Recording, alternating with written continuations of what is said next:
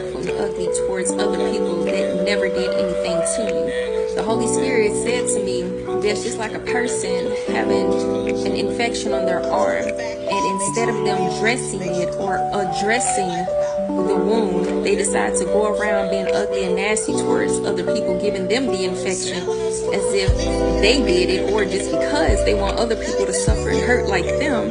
And the entire time that they're not dressing or addressing the wound, it is making it worse on themselves, because the infection is open, it's prone to spread, and it's doing worse to them than what they're doing to others. Because the thing is, it reminds me of a drunk driver. If a drunk driver survives a fatal accident that they caused, and once they heal and are now standing before a judge in a court of law, do we accept they're sorry for what it is that they've done?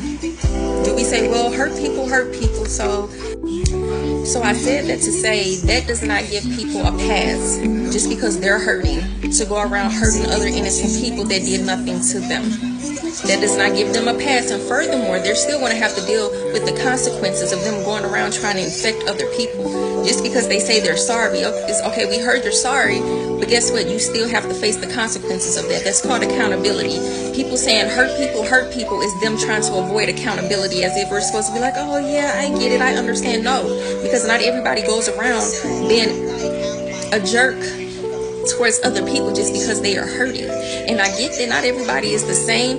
However, we all have to learn one way or the other. There are some people who knows that they don't want the hurt to continue to linger, so they're going to do everything they can to heal that. And then there are others who need to learn the hard way, that by them going around hurting other people and disrespecting other people, that karmic debt is being racked up, and they're going to have to deal with the consequences of that when it's all said and done. So some people have to learn one way or the other. Some people choose right then and there to heal that hurt and that pain. They address or dress that wound so they can heal and be renewed and reflect and all of that.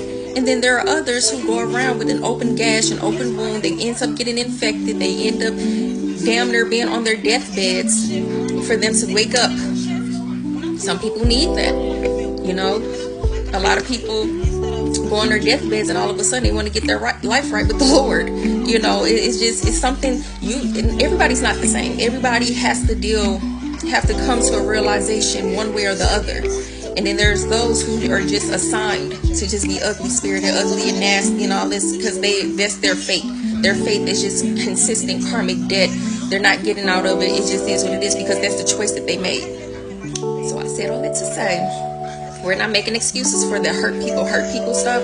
We're not making excuses for people any longer. They need to be held accountable for their actions, because we all do. Accountability is what heals. Accountability is what grows you. Accountability is acknowledging that there is something that I did that was out of pocket that I need to address and heal. And it allows you to go back and to look to see where the weeds sprouted up in the beautiful rose garden.